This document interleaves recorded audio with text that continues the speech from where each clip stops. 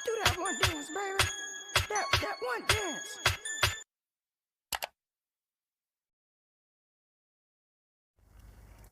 Assalamualaikum warahmatullahi wabarakatuh. Alhamdulillahirrabbilalamin. Apa kabar anak-anakku sekalian kelas 8? Sehat ya insya Allah? Alhamdulillah. Perkenalkan, nama Ustazah Dwi Sandi Maimana. Bisa kalian memanggil saya dengan Ustazah Dwi. Alhamdulillahirrabbilalamin, kita masih diberikan kesehatan, kesempatan, sehingga kita masih bisa belajar lagi pada kesempatan kali ini. Nah, ini adalah pertemuan perdana kita, kelas 8 ya, kita akan membahas mengenai topik apa? Yaitu tentang puasa wajib dan puasa sunnah. Nah, sebelum kita memulai pembelajaran kali ini, alangkah baiknya kita berdoa terlebih dahulu agar ilmu yang kita peroleh itu bisa bermanfaat dan juga berkah untuk kita. Berdoa mulai. A'udzu billahi minasy syaithanir rajim. Bismillahirrahmanirrahim. Allahumma shalli ala sayyidina Muhammad wa ala ali sayyidina Muhammad.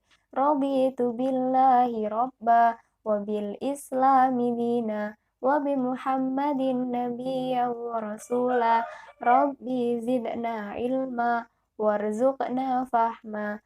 Amin ya rabbal alamin. Alhamdulillah.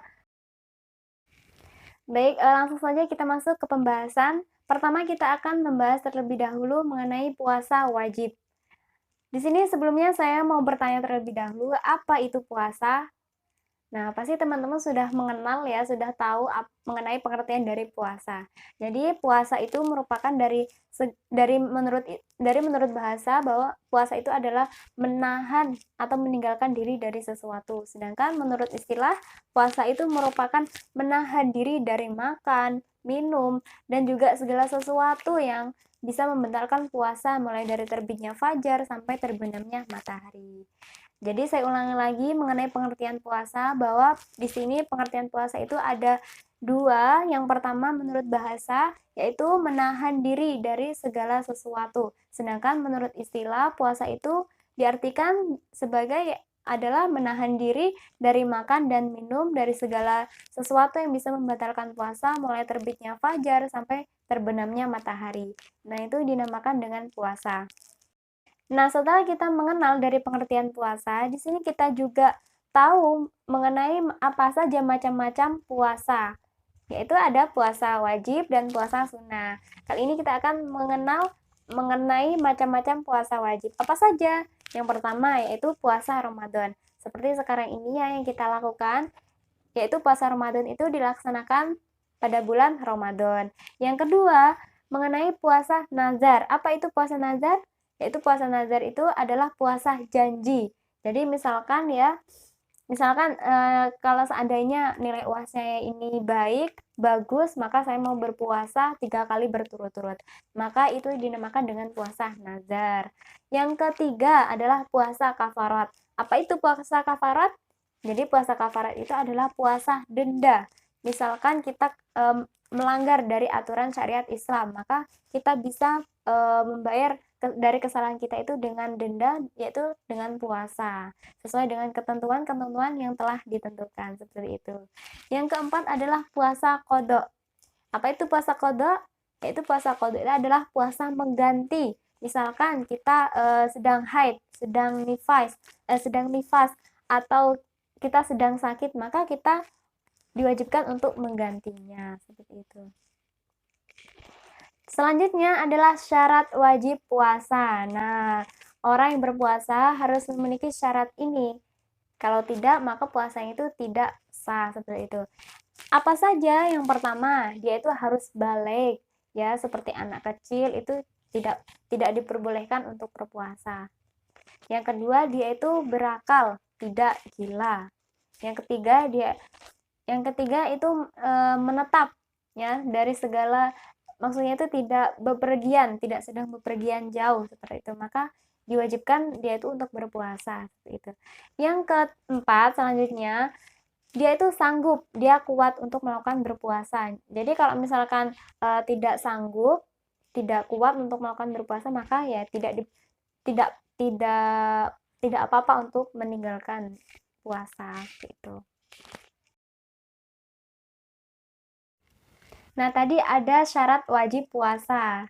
Selanjutnya mengenai syarat sah puasa. Jadi kalau misalkan dari salah satu syarat ini kita ada yang tertinggal, maka puasa kita itu tidak sah. Apa saja? Yang pertama yaitu adalah Islam, ya. Jadi kalau misalkan ada orang non-muslim ikut berpuasa, tidak apa-apa, tapi puasa dia itu tidak sah gitu. Yang kedua, suci dari haid, nifas, dan wilada. Ini bagi perempuan gitu ya. Yang ketiga yaitu tamyiz. Nah, apa itu tamyiz? Tamyiz itu merupakan dia itu bisa membedakan mana yang baik dan mana yang buruk gitu. Kalau misalkan anak kecil gitu ya, dia kan tidak bisa membedakan mana baik dan mana yang buruk, maka dia tidak sah kalau kalau misalkan ikut berpuasa gitu. Diperbolehkan tapi tidak sah puasanya gitu. Yang keempat adalah berpuasa pada waktunya ya, seperti saat ini ya puasa Ramadan yaitu yang sudah ditentukan pada bulan Ramadan atau puasa bukan puasa pada waktu yang terlarang. Seperti masuknya satu Syawal ya.